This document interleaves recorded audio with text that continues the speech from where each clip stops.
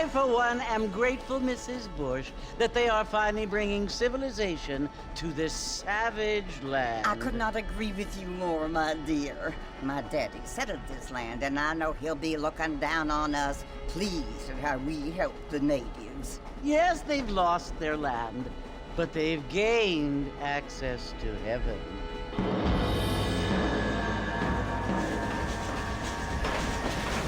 But Father, do you mean unless an innocent receives communion, they're destined to go to hell?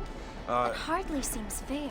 What I mean to say, Jenny, is that there is a great deal of difference between an innocent and a savage. I never thought of it that way. Yes, they lived like animals, but they're happier now.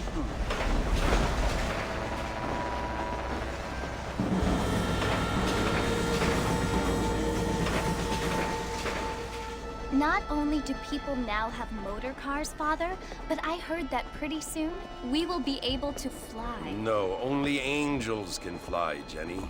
No, apparently people can fly. Didn't you hear? Out in Kansas, a man even got a car to fly. I hardly think so, Jenny.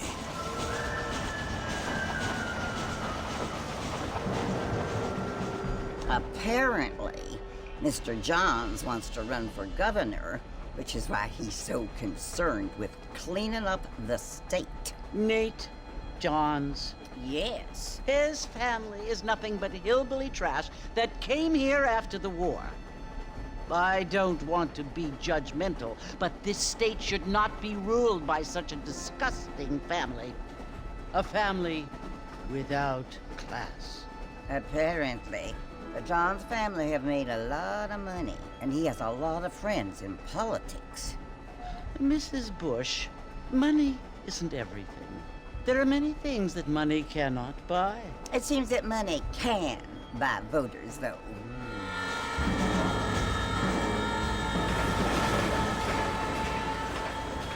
What you must remember, my dear, is that we have been brought here to spread the word. And the word and civilization, they are the same thing.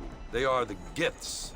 It is the opportunity we have, the chance to live among people who are decent and who do not kill each other, and who let you worship in peace. It's so confusing, Father.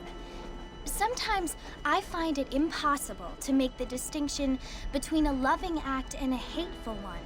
I mean, they often seem to be the same thing. Yes, Jenny, it is confusing. But you only have to ask me if you need help. Indeed. Well, here we are, Mrs. Bush.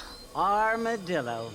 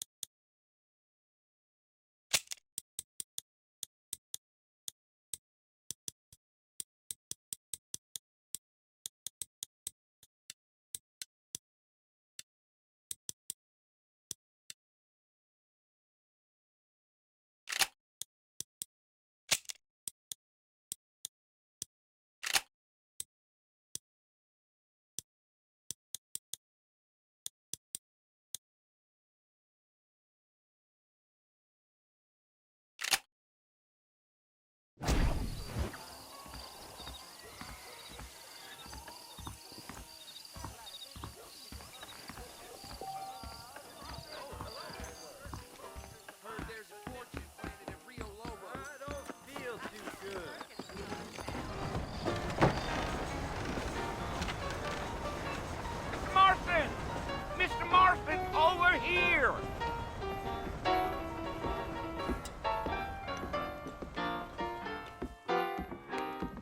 You must be John Marston. Sometimes. I'm Jake.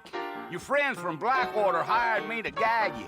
They ain't my friends, but pleased to meet you, Jake. I got the horses saddled up and ready out front.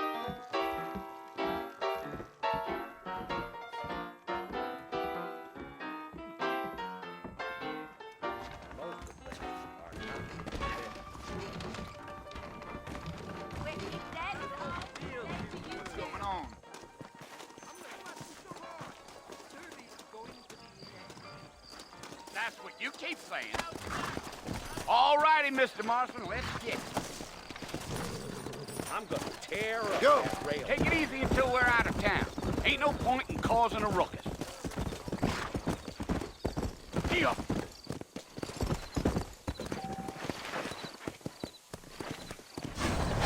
Whoa there.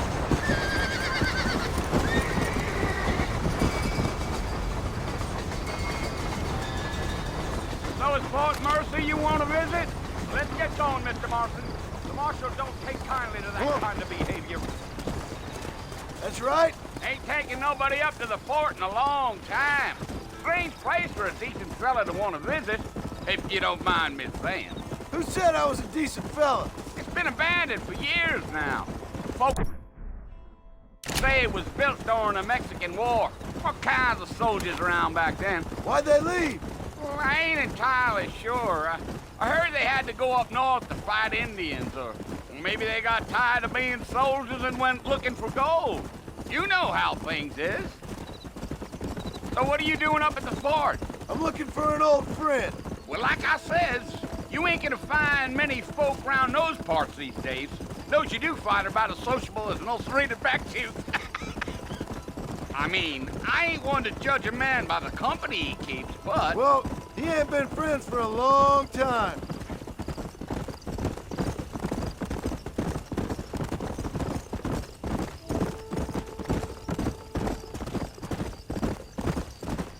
Are you planning on spending any time in Armadillo, Mr. Marston? I doubt it. I ain't planning on staying very long. Well, if you're fixing for some female company, you can do a lot worse than Armadillo. Fine as cream gravy they are. Not like Thieves' Landing. Dang, those girls ain't even fit for a drinking man to hole up with. I'm a married man, I'm afraid. Ain't we all? Yeah, yeah.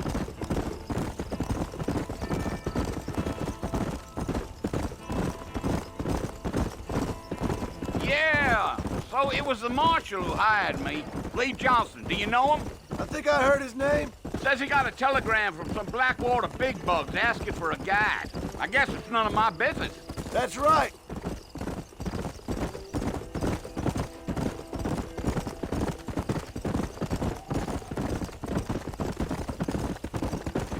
You ain't very talkative, are you? Nope. I'm just chewing the dog, mister. It's how I am. I don't mean nothing by it. Trust me. There's things you're better off not knowing.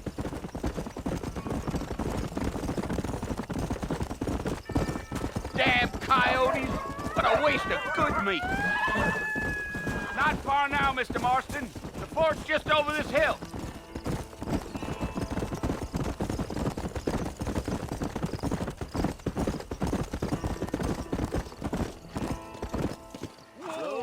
Listen, mister.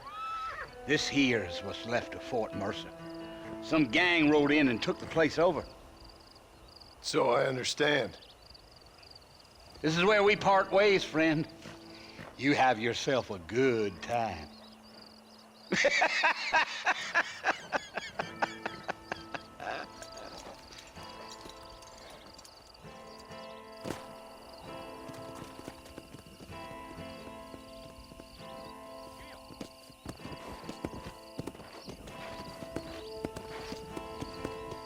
Come.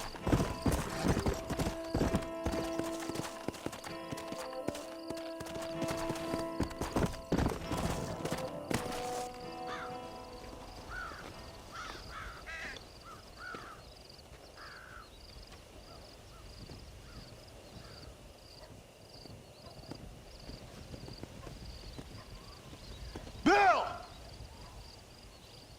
Bill, I've come for you! Bill Williamson! Come out here right now! Go away now, John. Don't make me kill you. Nobody needs to kill anyone, Bill. You must think I was born yesterday. You always did think I was an idiot. That ain't fair, Bill. You were as my brother. I've come to try to save you. Oh. Do I look like I need saving? Bill, please. They want to kill us all. I can help you. Well, you never tried to save me before. You only seemed to save yourself. Bill, I implore you think about this. You implore me? You implore me. You always were one for fancy words. Oh. Well, things are different now, John. Now I'm in charge! No more Dutch! And no more you. Implores. I implores you to go back and tell them to send someone just a little bit more impressive next time. Well? Oh. Poor John.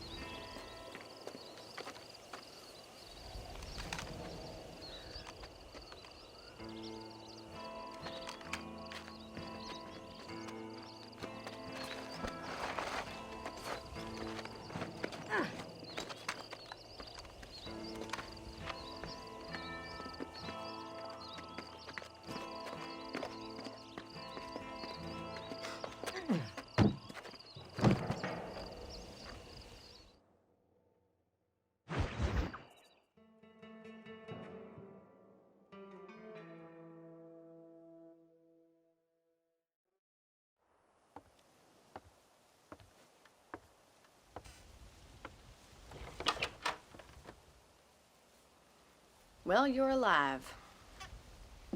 So it would seem. So, how do you feel? I don't know the polite word for it. I do. Stupid is the word we use around here. What were you doing? I was doing something stupid. Well, you'll be okay. Once you didn't die, the doctor said you'd be fine. He got the bullets out a couple days ago. Good. It cost us $15. I'm sorry, madam. Should have left me there to die. Did you want to die? I mean, was that it? Was that why you went straight out to Fort Mercer and picked a fight with the worst bandit in the county? To die, Mr. Mr. Marston. John Marston. Bonnie McFarland. Miss Bonnie McFarland. Well, you may be right, Miss McFarland. I don't know. So what were you doing? Just trying to give Mr. Williamson a chance. For old time's sake. You know Bill Williamson? Knew him. Long time ago. Well, what was he like? Dumb. Just like you. Thank you, miss. See my hat? I have. And, what will you do now? Now I'm gonna take my time and go after him the less kind way. Well, that sounds very fun, Mr. Marston. Quite heroic, just like in those penny dreadfuls my brother used to read. Meanwhile, if you'll excuse me, I've got a ranch to run. Of course, if you're feeling better, why not take a ride with me later? Help me patrol the perimeter. You can earn back some of that money we wasted on doctor's bills. Of course. And thank you for saving my life, I mean.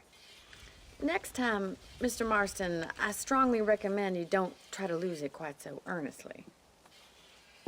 I'll bear that in mind.